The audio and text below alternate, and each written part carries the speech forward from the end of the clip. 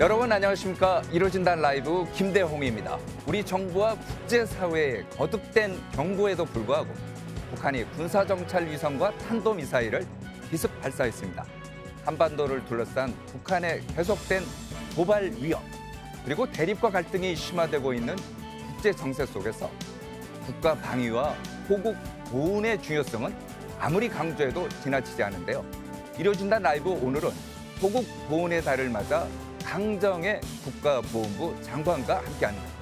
21대 국회에서 야당이 단독 처리하자 윤 대통령이 곧바로 거부권을 행사한 민주유공자법을 포함해 국가보훈부의 각종 현안과 정책들을 심도 있게 분석, 진단해 보겠습니다. 먼저 관련 영상 보시고 대담 이어가겠습니다.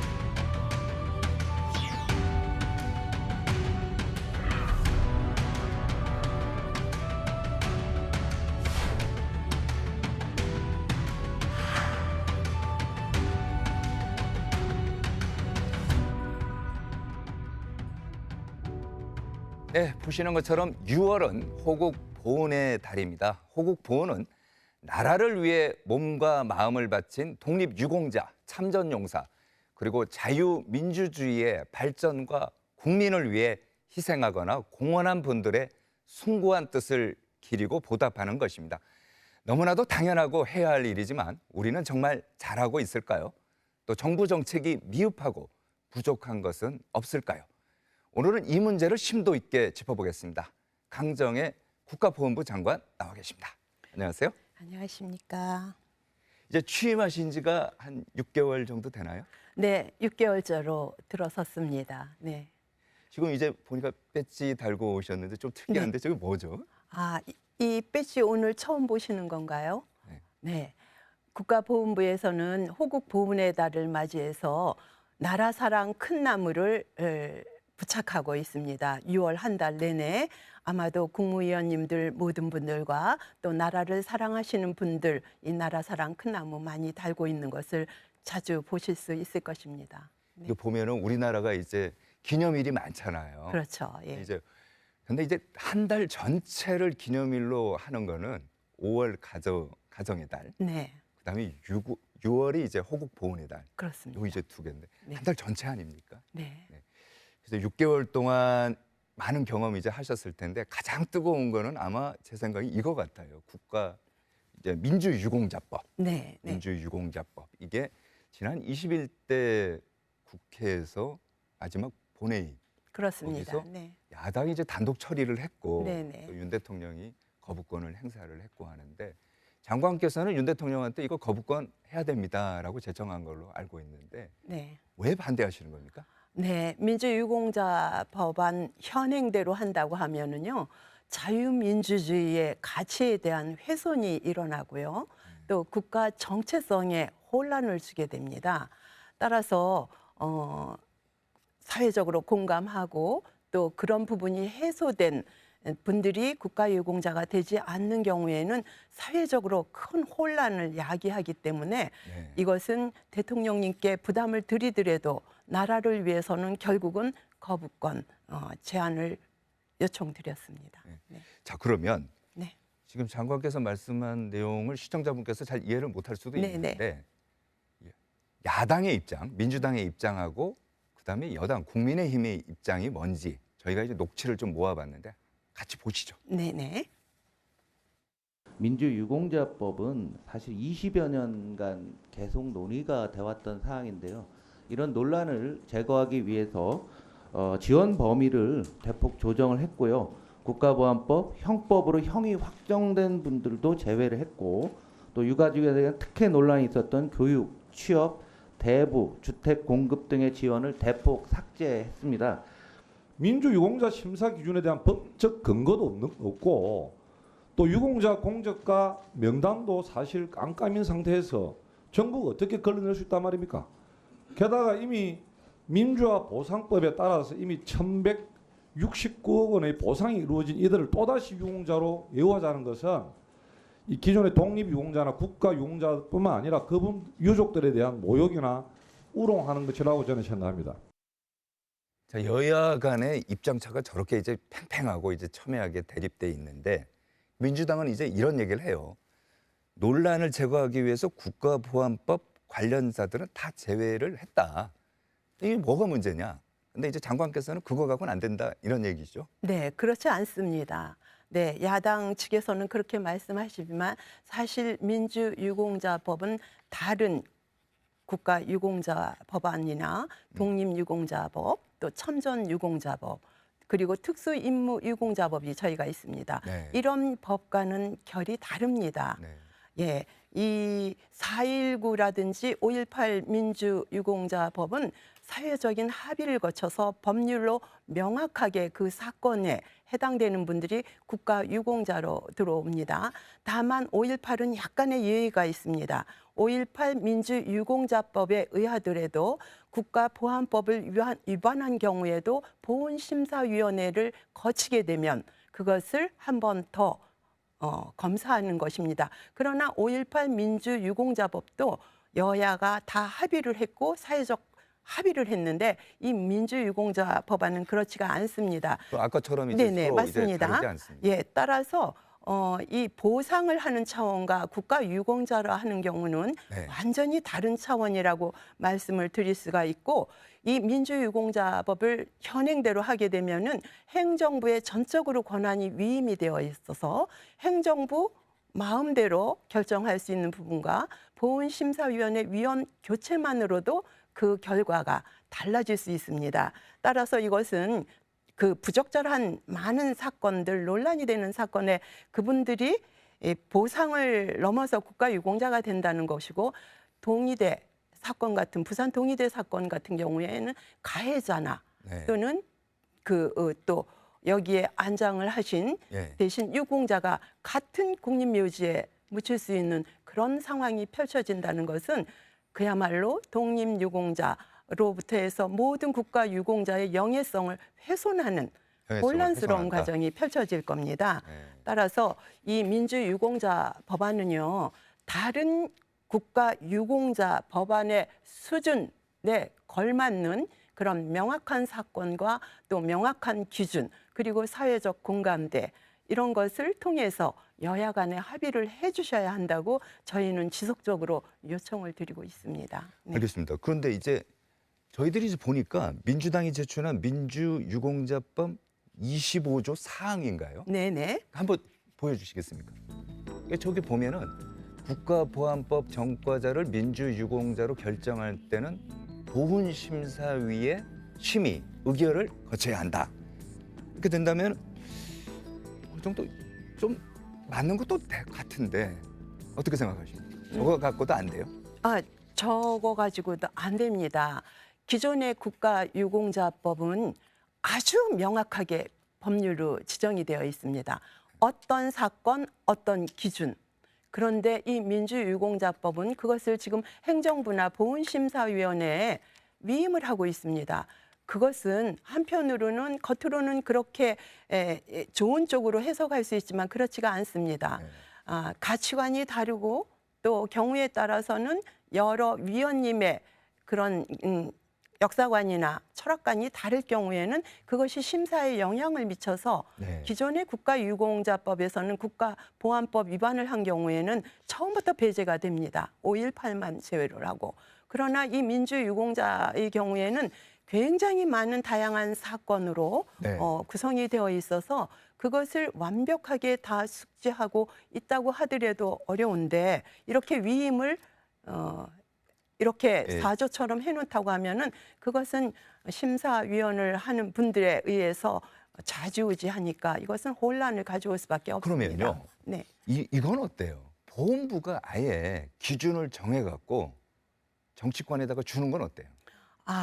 그거는 국회의 권한이라고 저는 생각합니다. 국회는 사회적으로 굉장히 문제가 있거나 국가적으로 필요할 때 여야 간의 성숙한 합의를 거치고 아주 심오한 그러한 검토를 거쳐서 법안을 만들어 주시면 그것을 시행하는 것은 행정부입니다. 그래서 그 역할은 오롯이 저는 국회라고 생각을 하고 국회의원님들, 여야님 의원님들께서는 이런 부분에서 더 저희의 건의 사항을 한번 귀 기울여 주시기를 부탁드립니다. 그럼 국가보훈부의 입장은 쉽게 말해서 그거네요. 지금 현재 민주당이 제안한 저거는 사회적 혼란을 가져온다. 그래서 받아들일 수 없고 여야가 합의를 해라, 국회에서. 거기다가 사회적 공감대와 국민적인 그런 합의가 이루어져야 사회적 합니다. 합의까지요. 왜냐하면 여야 의원님들이 굉장히 나라를 위해서 애를 쓰시긴 하지만 경우에 따라서는 정치적 이해관계에 의해서 그것이 국민적인 눈높이에 봤을 때에는 부합하지 않는 경우도 반드시 다 그렇지는 않지만 있을 수 있습니다. 이 민주유공자 법안은 대한민국의 정체성이라든지 가치 규범의 아주 기본적인 것이기 때문에 이것은 사회적 공감대와 국민적인 합의를 같이 병행해야 한다고 저는 생각합니다. 그런데 좀 전에 말씀하신 것처럼 5.18 유공자법이라는 게 이미 있잖아요. 그렇습니다. 5.18 유공자법이나 민주유공자법이나 뭐 별 차이가 없다, 이런 얘기도 하던데요. 아닙니다. 차이가 있습니다. 네, 4.19와 5.18은 사회적 합의를 거쳐서 법률에 그 사건에 해당되는 그 기준에 해당되는 분들을 국가유공자로 하고 있습니다. 네. 그러나 민주유공자 법안은 너무나 많은 그런 경우들이 있었고 그것을 아주 압축시킨다고 하더라도 140여 개의 사건 형태로 분류가 됩니다. 네. 따라서 그런 하나하나 사건을 국민들도 잘 이해 못합니다. 대표적으로 부산 동의대 사건, 또 서울대 프락치 사건, 난민전 사건이라고 해서 남조선 네. 해방 그런 사건들이 있습니다. 이런 국가보안법을 위반한 경우 또는 가해자와 희생자가 동시에 들어갈 수 있는 이런 말도 되지도 않는 이런 경우까지도 다 민주유공자 현행 법안이 통과된다면 그분들도 다 심사 대상이고 보훈심사위원회 결정에 따라서 바뀔 수 있는 것이 다릅니다. 그러나 4.19는 아까 말씀드린 대로 이미 국가보안법은 배제가 되어 있고 5.18의 경우에는 네. 사회적으로 국가적으로 합의된 범위 안에서 보훈심사위원회가 한다는 그런 명확한 기준이 있어서 5.18 민주유공자법과 현행 민주유공자 법안은 같은 선상에서 하는 것은 적절하지 않다고 생각합니다. 알겠습니다. 그러면은 쉽게 말해서 선정 기준을 잘 정해야 되는 것. 이게 이제 구체화되는 것이 굉장히 중요할 것 같은데 이런 거는 어떨까요? 일단 민주당 입장에서는 시행령이라도 고치면서 가면 될 거 아니냐. 일단 법안을 만들어 놓고 문제가 생기면은 시행령을 고치든지 법을 개정하면서 그 다음에 가면 되는 거 아니냐. 이거를 뭐 대통령이 거부권까지 행사할 필요는 없지 않느냐. 이런 얘기도 하거든요. 네. 민주당 의원님들은 그런 말씀을 하실 수 있어도 여당 측이나 또 저희 국가보훈부나 많은 국민들도 그렇게 생각하실 수 있습니다. 네. 이 법안은 이 조금 전에 말씀드린 그런 흠결이 여전히 존재를 하고 있고 사회적인 합의가 완전히 이루어지질 않았습니다. 따라서 거듭 말씀드리지만 다른 국가 유공자 법안 수준으로 명확한 사건과 명확한 기준을 해 주어서 모호함이 없어야 한다고 생각합니다. 이것은 국민 전체의 국가 정체성뿐만 아니라 국가의 예산이 또 들어가는 부분도 있고 기존의 국가 유공자들의 영예성에서도 혼란성을 가중되기 때문에 우리나라 국민 통합을 하는데 저해하는 요소로 분명히 작동할 것입니다. 따라서 국회에 많은 의원님들께서 다시 한번 머리를 맞대고 정말 좋은 법안으로 민주유공자 법이 잘 제대로 제정될 수 있도록 좀 도와주시길 부탁드리며 저희 국가보훈부는 그를 위해서 최선을 다해서 설명드리고 또 말씀 주시는 걸 검토하도록 하겠습니다. 알겠습니다. 네. 왜 이 문제를 저희가 이제 집중적으로 여쭤보냐면 워낙 첨예하기 때문에 그래요. 그리고 이게 22대 국회에서도 아마 굉장히 중요한 이슈가 될 것 같기 때문에 명확하게 짚고 넘어가야 될 것 같아서 말씀을 드렸던 것 같고요. 네. 자, 화제를 좀 바꿔보겠습니다. 네. 이것도 이제 뜨거운 현안인데 최근 보면은 신병훈련소에서 신병들이 사망하는 사건이 많습니다.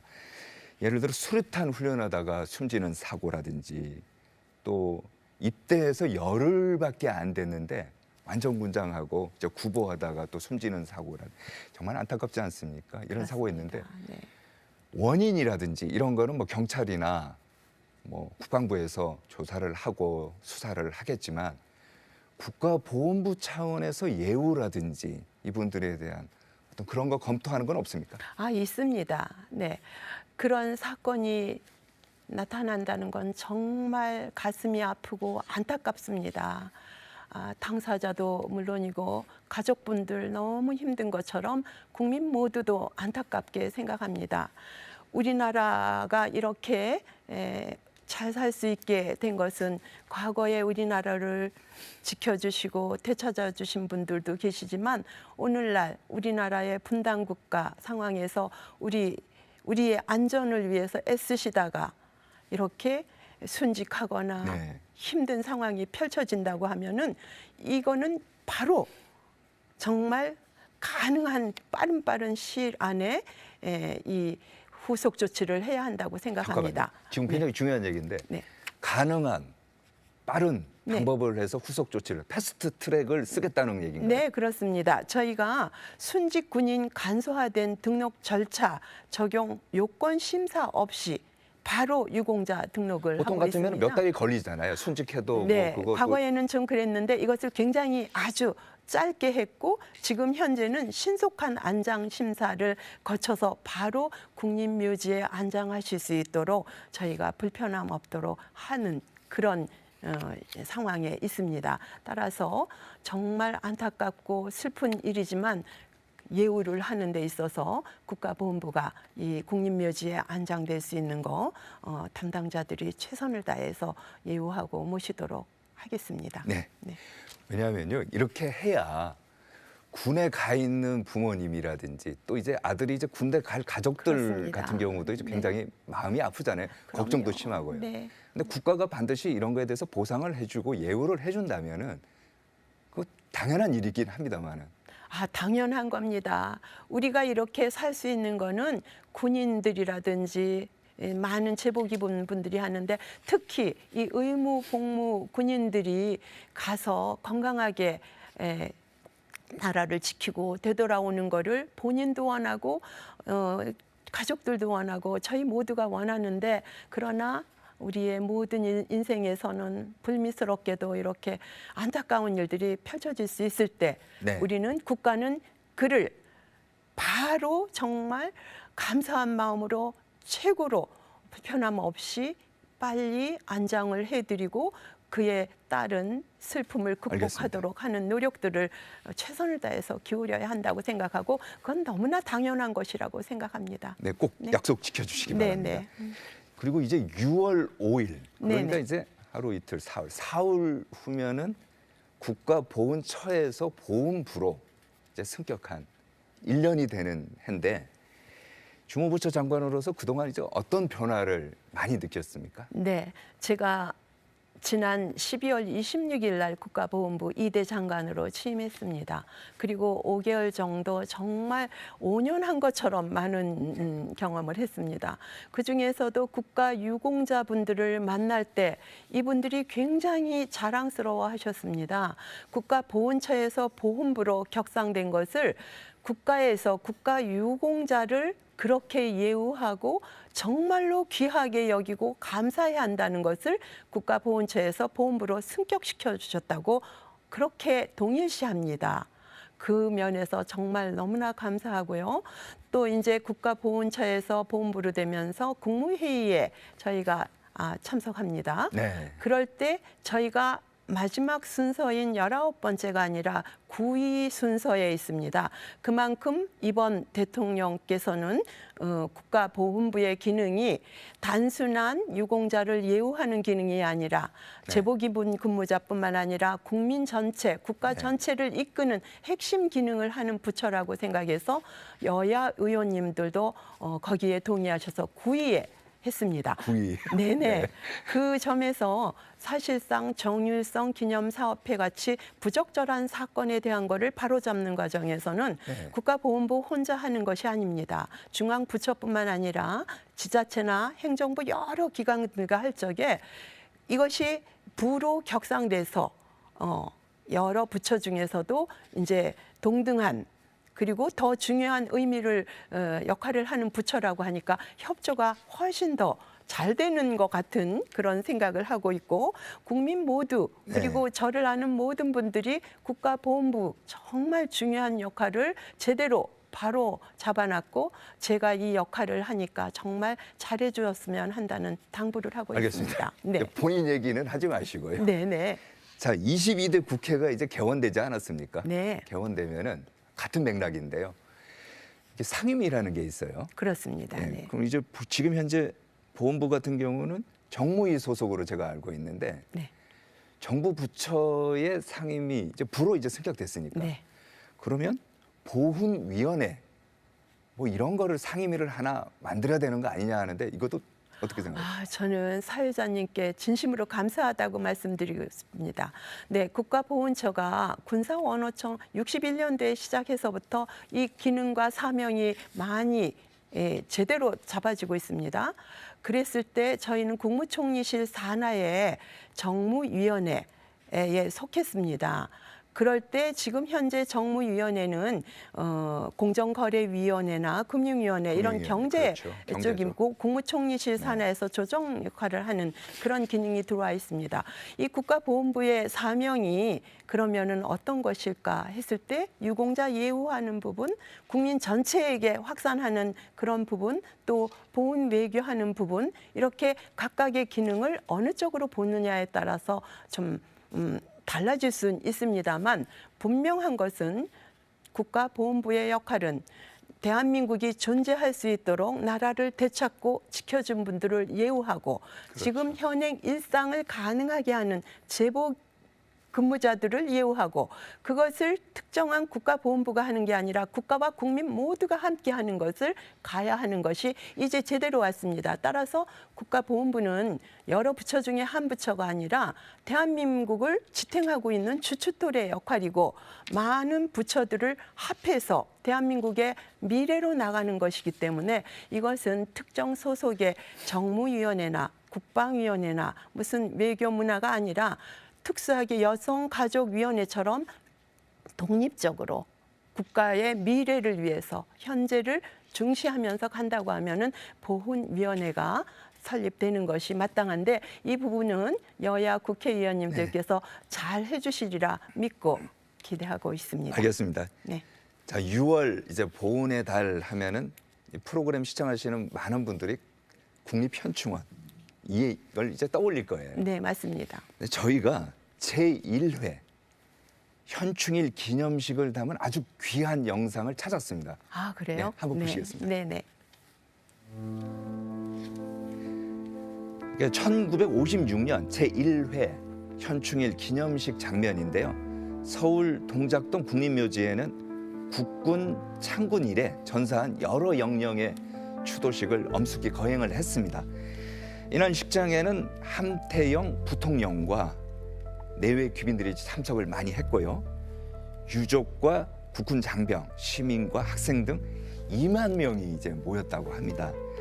당시 서울 동작동 국립묘지는 나중에 이제 국립서울현충원으로 이름이 이제 바뀝니다. 자, 그런데 이 서울 현충원, 국립서울현충원이 다음 달인가요? 이제 국방부에서 보훈부로 이제 이관된다고 하는데. 네, 7월 24일 날. 7월 24일요. 네. 자, 이렇게 되면 뭐가 좀 달라집니까? 어떻게 됩니까? 네, 달라집니다. 일단은 국방부 소속에서 국가보훈부 소속으로 이제 진행이 되고 이에 따라서 국가보훈부는 나라를 지키고 되찾은 이런 국가 유공자들을 기려야 하는데 서울 현충원이 바로 그런 장소입니다.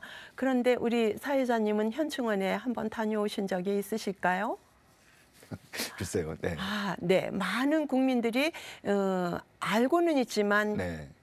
다녀오신 분은 또 제한적입니다. 그렇죠. 따라서 우리는 그 서울 현충원 재창조 프로젝트를 통해서 네. 국민 모두가 매일매일 자연스럽게 접근하면서 일종의 공원 같이 네, 만들겠다. 맞습니다. 국가 유공자들의 그런 헌신을 기리고 추모하고 또 일상에서는 문화적으로 이것을 나라 사랑하는 마음을 자기 마음속에 담고 나라가 어려웠을 때는 우리 모두가 또 국가 유공처럼 해야 되는 거 아니겠습니까? 네. 따라서 세계 최고의 그 추모 공간 그리고 우리 국민들 모든 분들께 열린 문화 공간으로 하려고 합니다. 열린 문화 공간. 네, 미국에 가면 알링턴 알링턴 국립묘지 있죠. 있죠. 네네. 네, 알링턴 국립묘지는 정말 모든 여행객들도 다녀오고 싶어하고 네. 미국 국민들은 다 그럼 매일 일상으로 알링턴 갑니다. 국립묘지처럼 만들겠다. 네, 그렇습니다. 알링턴 국립묘지처럼 동장역이 지금은 굉장히 현충원과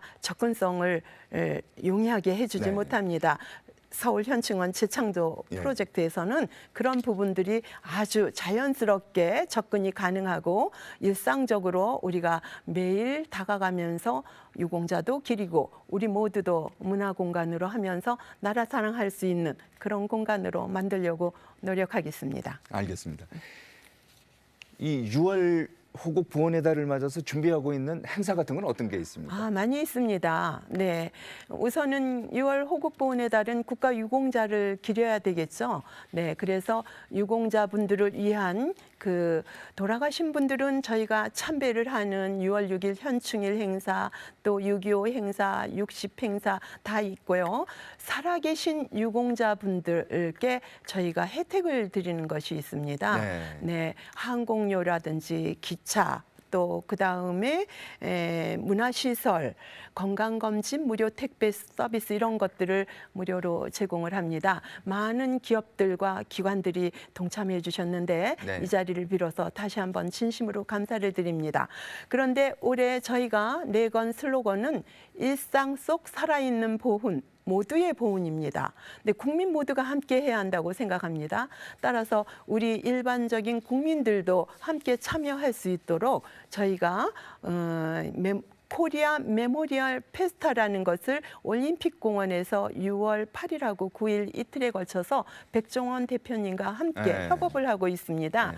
거기에 가면은 음악도 있고 문화 공연도 있고 또 우리 생각하면 6월 호국보훈의 달에 음식도 있지만 해외 참전국들의 그런 그 음식들도 들어와 있습니다. 이런 부분들 함께 국민들이 잘 하시고요. 온라인에 이렇게 보훈과 관련된 참여할 수 있는 챌린지라든지 또 소통할 수 있는 이런 아이디어 이런 거 주신다고 하면은 호국보훈의 달이 국민들 한 분 한 분께 의미 있는 그런 날이 되지 않을까 합니다. 네. 이 군인에 대한 정책 지원이 특히 더 눈에 띄는 것 같아요. 보면은요. 근데 이제 지난 4월인가요? 그 서해 수호의 날 기념식에서 고인이 된 천안함 용사의 딸이 해범양. 아버지, 네. 예, 아버지에게 뭐 눈물의 편지라고 해야 될까요? 그렇습니다. 보냈는데 네. 함께 한번 보시겠습니다. 네. 서해 수호의 날 기념식. 한 여성이 연단에 오릅니다. 2010년 천안함 피격 당시 순직한 고 김태석 원사의 막내딸 김해봄 씨입니다. 아빠, 벌써 봄이네. 이른 새벽 출동했다가 돌아오지 못한 아버지에게 그리움으로 쓴 편지를 눈물과 함께 낭독합니다. 사고 당시 5살이던 해봄 씨는 어느덧 대학 새내기가 됐습니다. 이 따뜻한 봄에 아빠와 함께 활짝 피어날 테니 날 꼭 지켜봐줘. 꽃이 많이 핀 날 아빠의 빛나는 봄, 햇살 같은 내가 목소리처럼 찾아갈게. 보고 듣는 이들의 마음을 울렸던 해봄 씨의 편지는 여전히 온라인에서 회자되는 중입니다. 댓글도 2,000개 이상, 잊지 않겠다, 고맙다, 또 서해 수호 용사들을 항상 기억하겠다는 격려가 줄을 이었습니다. 꼭 지켜보고 꼭 응원해줘.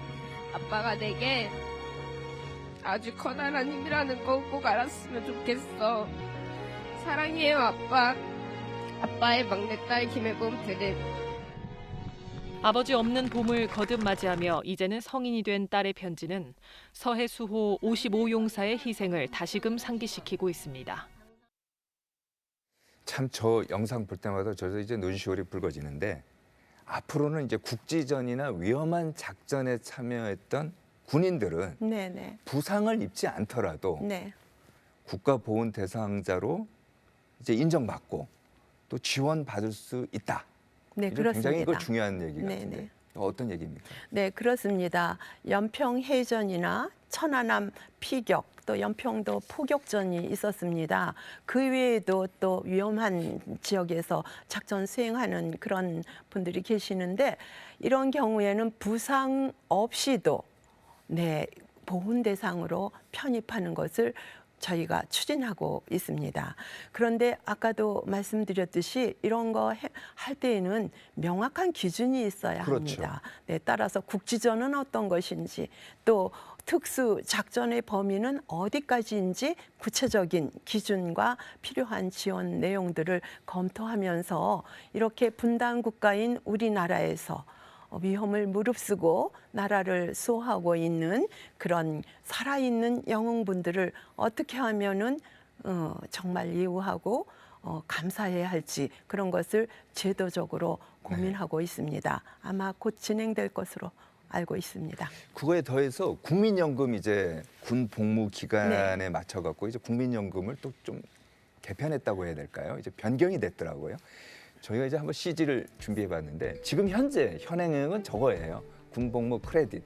그래서 국민연금 기간을 6회 공군 사회 복무 인정 기간이 동일하게 6개월인데 이제 앞으로 어떻게 바뀌냐면요.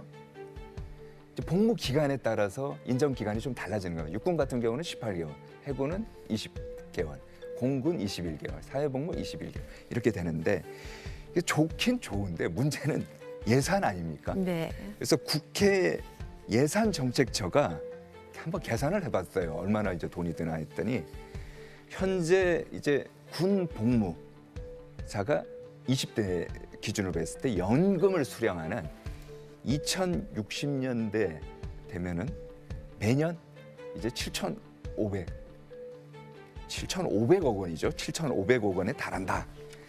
자, 군 크레딧에 드는 예산은 국고에서 충당되는데 재정 문제 이거 어떻게 해결하실 겁니까? 네, 맞습니다.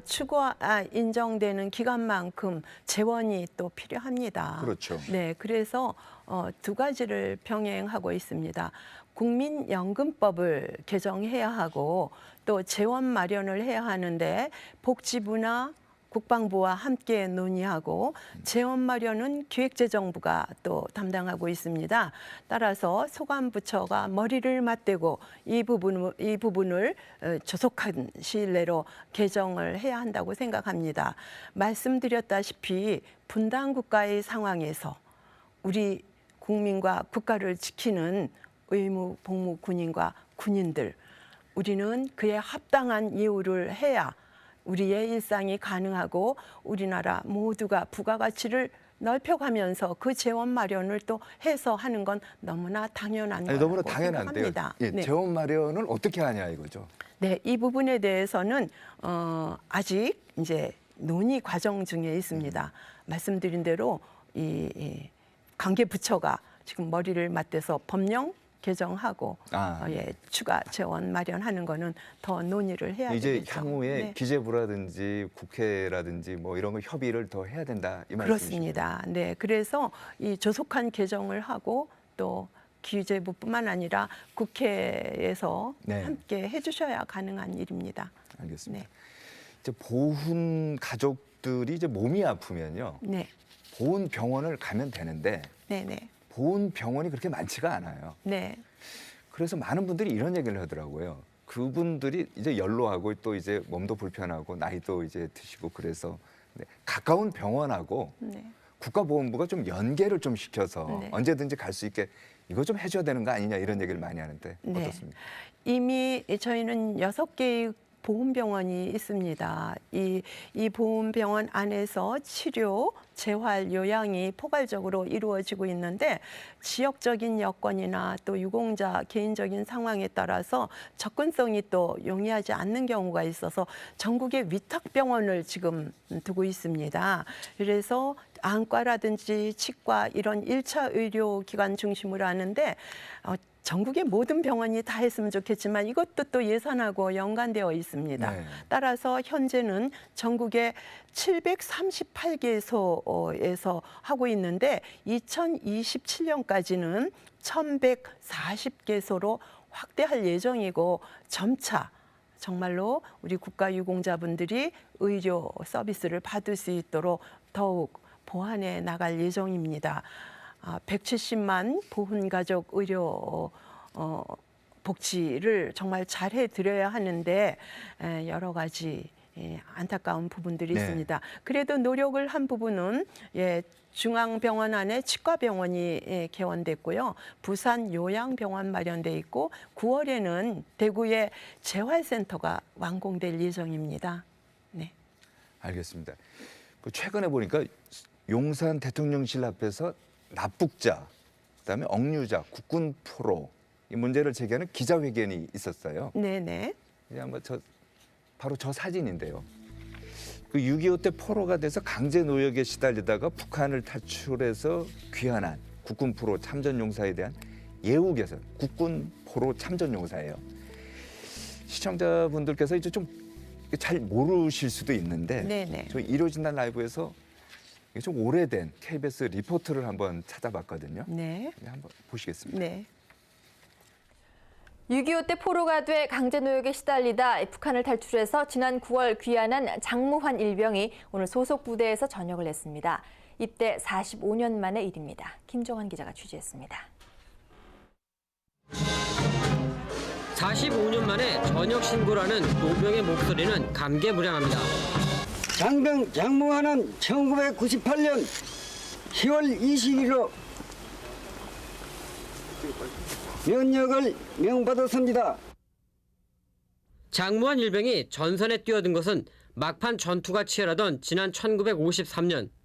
집에는 태어난 지 5개월도 안 된 외아들과 아내를 남겨놨습니다. 그해 7월 강원도 금화지구 전투에서 포로가 된 장 씨는 함경북도의 상화 탄강 등에서 강제 노역에 시달렸습니다. 환자들도 많이 나지. 뭐 비리비리 환자 다릅니다. 무좀 뭐 그래. 간절이와 그래. 입병이 그래. 뭐 말할 수 없지요. 장 씨는 지난 7월 제3국으로 탈출해 아내와 아들을 만난 뒤 9월 30일 꿈에 그리던 고향으로 돌아왔습니다. 국방부는 이와 관련해 국군포로 대우법안이 통과하면 추가로 지원할 계획입니다. 국군포로 대우법은 귀환한 양순영 씨가 일반 탈북자와 동등한 대우를 하는데 이의를 제기하고 지원금을 반납함에 따라 마련됐습니다. 이 법안은 최고 2억 5천만 원까지의 특별 지원금과 보훈연금 등을 주고 등급에 따라 집과 정착금, 간호수당도 줍니다. 국방부는 국군포로 대우법을 시행일로부터 5년 전까지 소급 적용해 이미 귀환한 조창호 씨와 양순영 씨도 대상이 되도록 했습니다. 자, 국군 포로.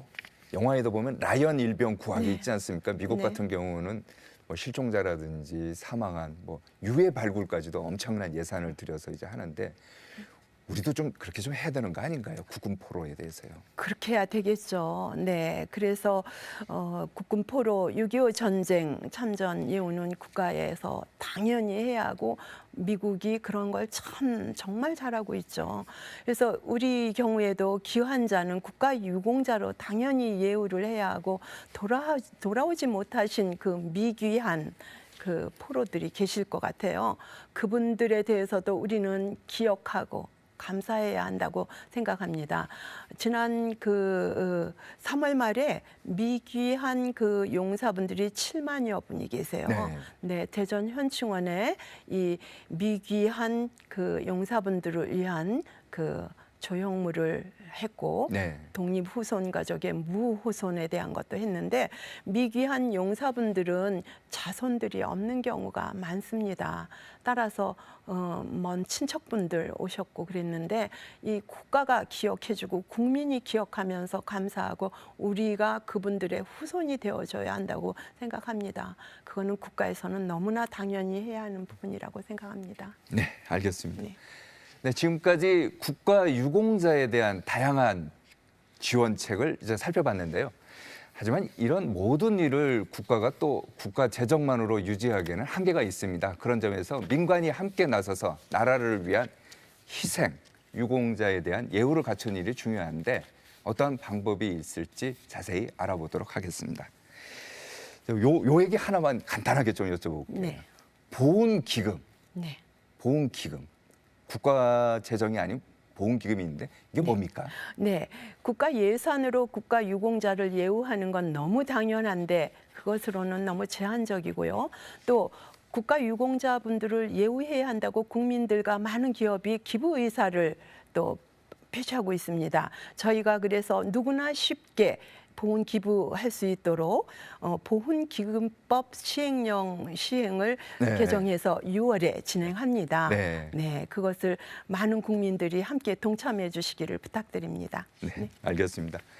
자, 지금까지 올해 국가보훈부가 추진하는 여러 정책들 중심으로 진단해봤는데 이어지는 순서에서는 내년 광복 80주년을 맞아서 국가보훈부가 적극 추진하고 있는 해외 독립유공자 발굴과 유해 봉환 이슈를 집중적으로 점검해 보겠습니다. 먼저 관련 영상 보시겠습니다.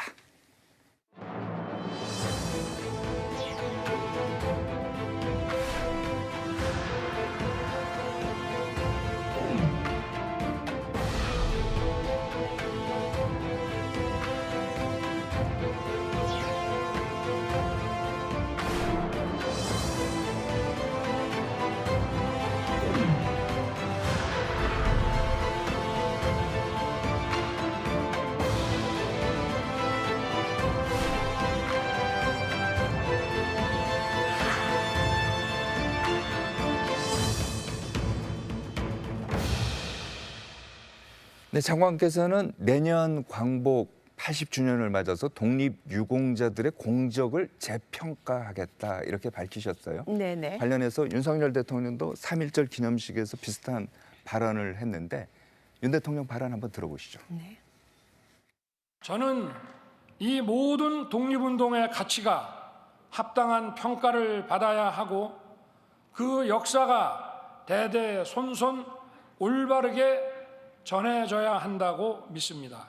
역사를 독점할 수 없으며 온 국민과 더 나아가 우리 후손들이 대한민국의 이 자랑스러운 역사에 긍지와 자부심을 가져야 합니다. 이제 모든 독립운동의 가치가 합당한 평가를 받아야 하고 어느 누구도 역사를 독점할 수는 없다. 그런데 이 말 때문에요. 일각에서는 이승만 전 대통령을 재평가하기 위한 포석이 아니냐 이런 생각도 있거든요. 어떻습니까? 네, 이 부분에 대해서는 저희도 제4차 사회관계 장관회의에서 독립운동 가치 합당한 평가와 기억 계승 방안에 대한 발표를 하면서 5대 과제를 관계부처 간에 협력하면서 풀어나갈 예정입니다. 따라서 그 과정에서 독립운동에 대한 연구를 활성화하고 이 가치를 후대가 잘 이어나가고 하면서 내년이 광복 80주년이기 때문에 국민을 전체적으로 통합하는 그런 기능을 하리라고 생각을 합니다. 그리고 방금 말씀하신 이승만 대통령의 경우에는 이미 가장 높은 건국 훈장 1등급 대한민국 장입니다. 그래서 이승만 대통령에 해당되는 건 아니고 그 사이에 이 훈격을 했던 기간이 너무 오래전에 해서 많은 그런 그 훈격 조정이라든지 또는 그런 필요성에 대해서 많이 지적이 나왔습니다. 그래서 그에 부합하는 그 일련의 과정으로 학술 회의도 병행하면서 국민들도 또 여러 의견을 주시면은 그에 맞는 모든 독립운동이 무장한 독립운동만이 아니라 교육이나 문화, 외교적으로도 한 부분들에 대해서 가치가 제대로 드러나지 않았다는 그 측면에서 부분에 대한 재평가다 이 네, 말씀이시군요. 그 부분도 포함해서 네. 또 그리고 이미 훈격을 받은 유가족이나 관계기관들에서 그 훈격에 부합하는 것을 재조정해달라고 많이 요청이 들어와 있고 네. 지난해에도 국민훈격공감위원회에서도 공적 평가에 대한 다시 한번 점검이 필요하다는 걸 권유받았습니다. 독립유공자를 보면은 이게 자칫 네. 이데올로기 싸움 같기도 하고 그래요. 그래서 장관께서도 보니까 취임 후 기자간담회에서 네. 보훈에는 좌도 우도 없고 있어서도 안 된다 이런 얘기를 하신 거 아닙니까? 네, 그렇습니다. 지금도 소신 그렇습니다. 변함이 없죠? 예, 독립운동과 관련해서 가치 평가던 어느 거래도 여도 야도 없고요. 그 자체로 국가고 좌우요. 국민입니다. 네, 좌우도 없습니다. 네, 따라서 이런 부분에서는 국민 모두가 공정하게 생각하고 나라를 빼앗겼을 때 되찾은 분들의 희생 헌신에 대한 거는 국민 모두가 제대로 가치를 알아야 하기 때문에 너무 오래전에 간과하고 넘어갔던 거, 그 후에 새로운 또 독립유공의 사실이 드러난 것들, 이런 것들은 반영해서 제대로 그 가치를 품은 훈격을 조정해야 한다는 필요성에 의해서 하고 있습니다. 네. 네. 그러니까 이제 독립유공자 공적을 재평가한다고 하니까 이런 여러 가지 생각들이 나오는 것 같은데 가장 신경 써야 될 거는요. 저희들이 볼 때는 공정성하고 정치적 중립성 같아요. 그렇습니다. 이거를 훼손하면은 나중에 욕을 먹게 되거든요. 네, 그렇습니다. 저희는 바로 그 공정성과 국민들의 전체적으로 하는 그런 부분을 생각하고 하는 부분입니다. 예. 네. 자, 그러면 육군사관학교 안에 있던 홍범도 장군 흉상을 이전하는 거 네, 이거 굉장히 이제 뜨겁지 않았습니까? 그렇습니다. 근데 이게 아직도 해결이 안 된 것 같아요. 진행 중인 것 같은데 네. 어떤 상황입니까? 네. 국방부나 육군사관학교에서 국가보훈부로 공식적으로 요청한 것은 없습니다. 그러나 여러 그런 그 과정을 저희는 듣고 또 여러 우려하는 시선이 있죠. 이런 상황이 정말 안타깝다고 생각합니다. 왜냐하면 홍범도 장군의 경우에는 대한민국의 독립을 위해서 정말로 위대한 헌신을 하신 분이시기 때문에 네. 그에 맞는 예우를 해드려야 하는 건 자명한 사실이고 국가보훈부는 홍범도 장군에 대해서 카자흐스탄과 관련된 여러 사업 등을 최선을 다해서 했고요. 이런 문제들이 또다시 국가보훈부에 요청이 오거나 필요한 시점에서는 협업을 통해서 국민 모두가 공감할 수 있는 그런 좋은 방안으로 이어지도록 노력하겠습니다. 알겠습니다. 네. 화제를 좀 바꿔갖고 네. 최근에 유럽 출장 다녀오신 네, 것 그렇습니다. 같던데 네. 저희가 사진 프랑스에서 찍은 사진 한 장 준비를 했습니다. 네. 한번 여기 보면요.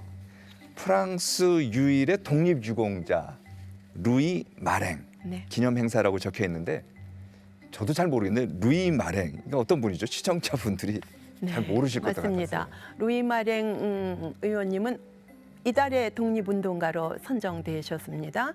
프랑스 하원 의원을 12차례나 하셨고요. 네. 1921년에 독립을 지원하기 위해서 프랑스 지식인들이 네.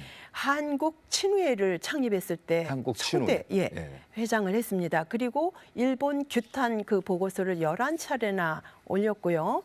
대한민국 임시정부가 파리에 주 파리 위원부를 설치하자 초기부터 적극적으로 지원했습니다. 이번에 제가 그 장소를 다녀왔고요. 따라서 우리나라 정부는 2015년에 건국훈장 애국장을 추서했습니다. 근데 이분의 후손이 안 계셔서 이분이 초창기부터 활동하셨던 그 해외 과학 아카데미 그 단체에다 건국 훈장을 전수를 했습니다. 네, 그래서 한국과 프랑스의 우호 상징으로 이 독립운동을 도와주신 아주 위대한 루이 마랭 의원님을 우리 국민들이 널리 기억하고 감사해하면서 이 나라와 또 이런 개인 간의 그런 지속적인 그런 협력적인 관계가 이어지기를 소망합니다. 네. 프랑스에서는 그랬고 독일도 가셨던데 네, 독일은 그렇습니다. 왜 가셨어요? 네, 독일은 두 가지 차원에서 갔습니다. 독일 베를린에는 독일 적십자사가 있습니다. 네. 거기에 국가보훈부에서 참전 그 조형물을 했는데 의료 지원국입니다. 그래서 우리나라 정승을 모형으로 한 그 조형물 건립식에 갔고요. 두 번째로는 그 그레펠핑시 뮌헨 아래에 있는 이의경 지사님 유해, 이의경 지사님. 네네, 네. 이미륵 필명으로 압록강은 흐른다, 압록강은 흐른다. 예, 하셨는데 이분의 유해를 내년에 모셔오는 거를 그레펠핑 시장님하고 논의를 하기 위해서 네. 다녀왔습니다. 네. 자, 그러면 유해 모셔오는 거 좋은데 시청자분들께서 또 이제 궁금해하는 게 이거예요. 내년이 이제 광복 80주년 아닙니까? 네.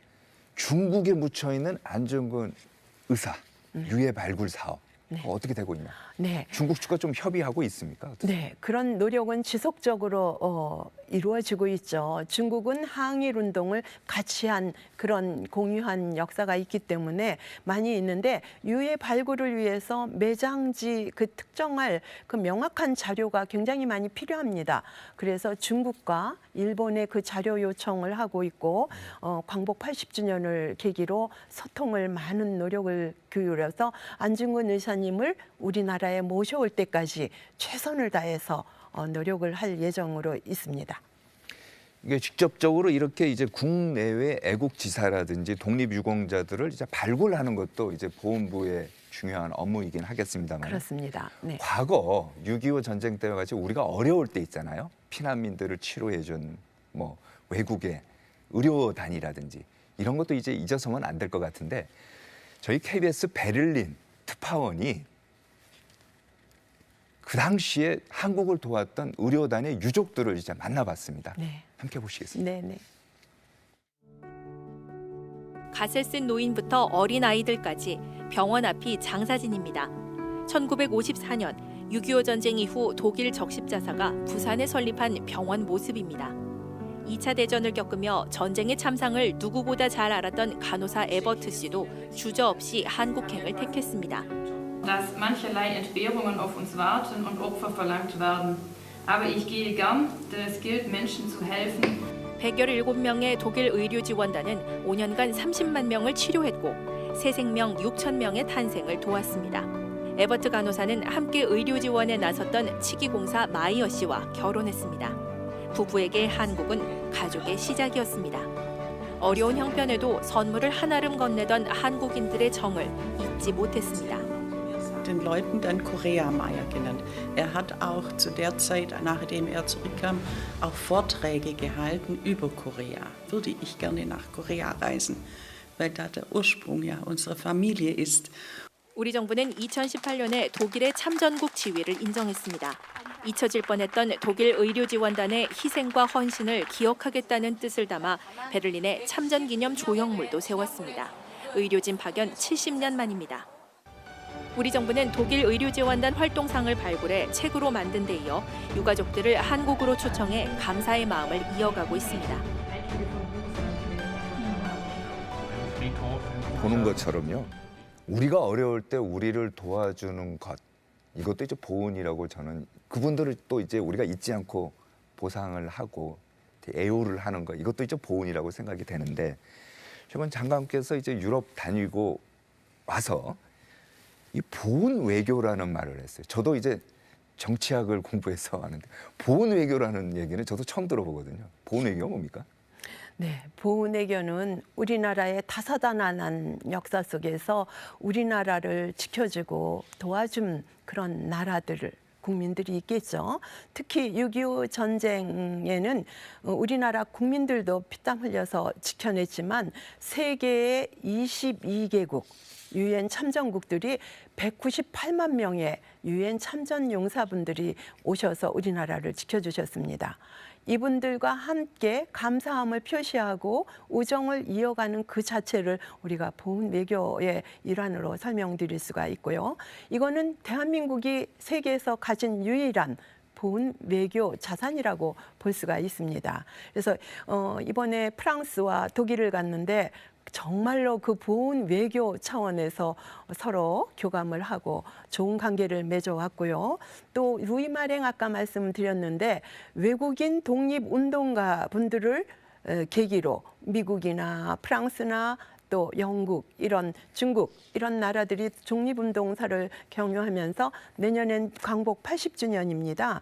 독립운동 관련된 보훈 외교도 확대할 수 있다고 생각합니다. 6.25 참전을 계기로 또 독립운동가 계기로 해서 은혜를 갚을 줄 아는 대한민국, 그분들 덕분에 오늘날 대한민국이 전 세계에서 우뚝 설 수 있는데 이것을 되갚고 세계를 함께 아우러 나갈 수 있는 그런 대한민국의 위상을 공유하고 협업을 통해서 하는 것이 보훈 외교가 큰 역할을 한다고 저는 생각합니다. 알겠습니다. 네.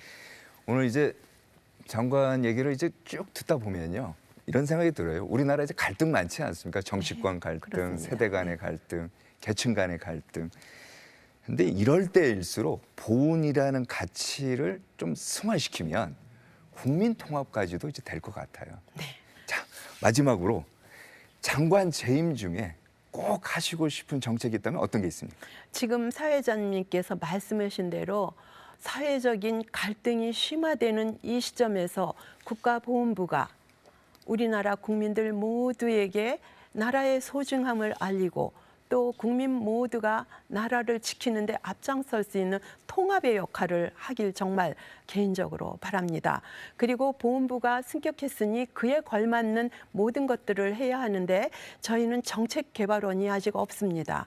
물론 최선을 다해서 하지만 심도 있고 폭넓은 그런 정책 수립을 하기 위해서는 정책 싱크탱크인 보훈 정책 개발원이 반드시 필요하고 네. 그 과정에 국가보훈법, 보훈 기본법을 추진해서 이런 것들을 잘 담아서 하기를 바랍니다. 그래야 중장기 그런 국가보훈 정책 마스터 플랜이 수립이 되고 그 과정 안에서 국민들도 통합이 되고 잘할 수 있을 것 같습니다. 네, 잘 들었습니다. 바쁘신데 이른 아침 출연해 주셔서 고맙습니다. 애국심은 그냥 부르짖는다고 생기지 않습니다. 국가를 위한 희생은 명예롭고 충분히 보상받는다는 확고한 국가 책임 체계를 갖춰야 애국심이 나옵니다. 6월 호국 보훈의 달, 우리는 우리에게 묻습니다. 보훈이란 무엇이고 또 국가 보훈을 왜 해야 하는지. 이루어진다 라이브 오늘은 여기까지입니다. 시청해 주신 여러분 감사합니다. 저희는 다음 주에 뵙겠습니다.